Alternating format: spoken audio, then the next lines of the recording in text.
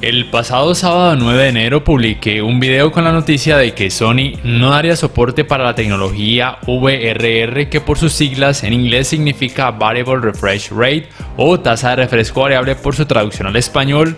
para sus modelos de Smart TVs lanzados en el 2020, haciendo énfasis principalmente sobre el X900H o también conocido como X90H, el cual fue uno de los televisores mejor calificados y con una de las mejores relaciones calidad-precio del año pasado, al menos en algunos países.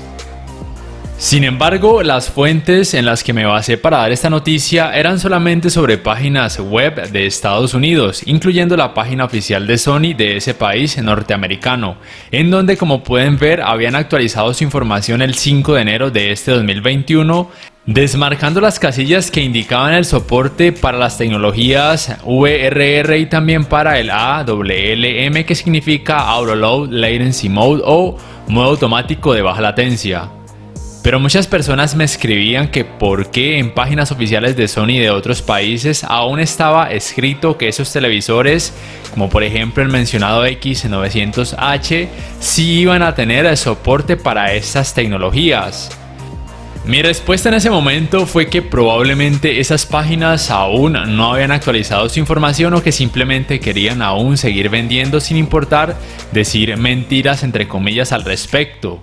No obstante, hoy he encontrado una explicación que al menos en teoría podría dar a entender por qué la página oficial de Sony de los Estados Unidos ha desmarcado las casillas que indican el soporte de tasa de refresco variable y modo automático de baja latencia para sus modelos del 2020. Bueno, antes de empezar a explicarles, es oportuno decir que lo más importante aquí es el tema sobre la tasa de refresco variable.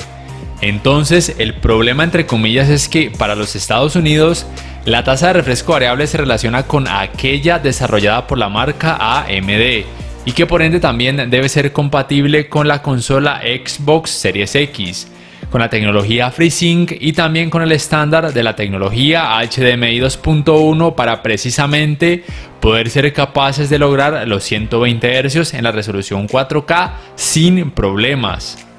Por esta razón es que las páginas oficiales de Sony de otros países como España, Australia, Francia, Japón, entre otros, aún está marcada la casilla en donde se muestra que los televisores Sony de 2020 sí recibirán soporte para la tecnología de tasa de refresco variable o VRR,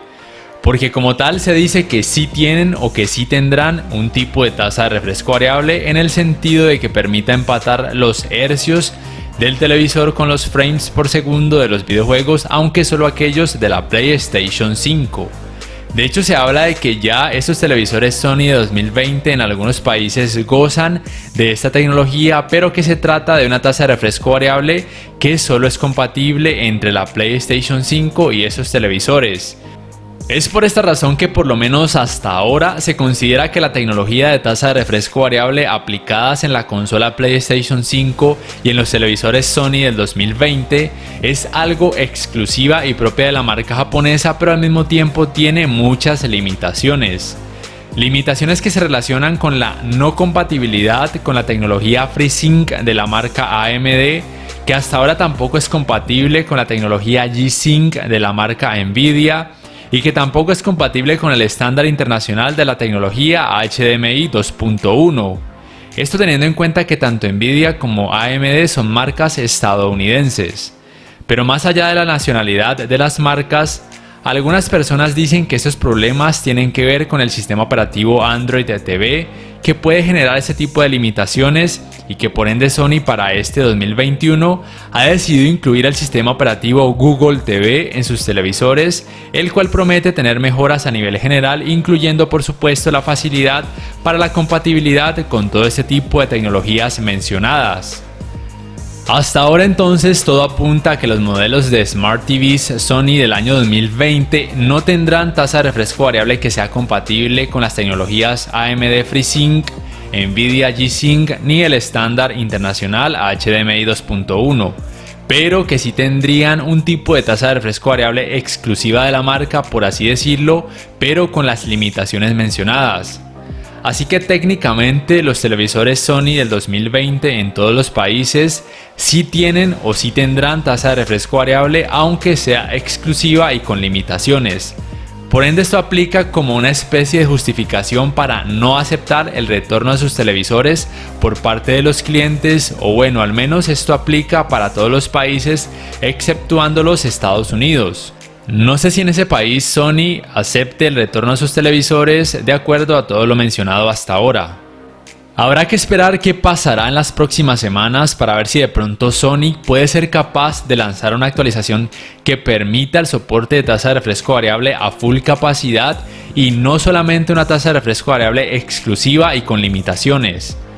Pero lo que yo pienso es lo que siempre he dicho: si Sony tuviera la capacidad de incluir la tecnología de tasa de refresco variable precisamente a full capacidad y por supuesto sin limitaciones en sus televisores de 2020, ya lo hubiera hecho hace mucho tiempo, porque es que ya ha pasado casi medio año desde el lanzamiento de, por ejemplo, el X900H. Bueno, ya para finalizar, quisiera saber ustedes qué piensan en la caja de comentarios. Si este video les ha gustado, les invito a que por favor le den me gusta, que además lo compartan en sus redes sociales, que se suscriban a mi canal si aún no lo han hecho y que activen la campanita de notificaciones para que puedan saber al instante cada vez que subo un nuevo video. Así además me ayudarán a seguir creciendo mi canal. No siendo más, me despido por el momento y hasta la próxima.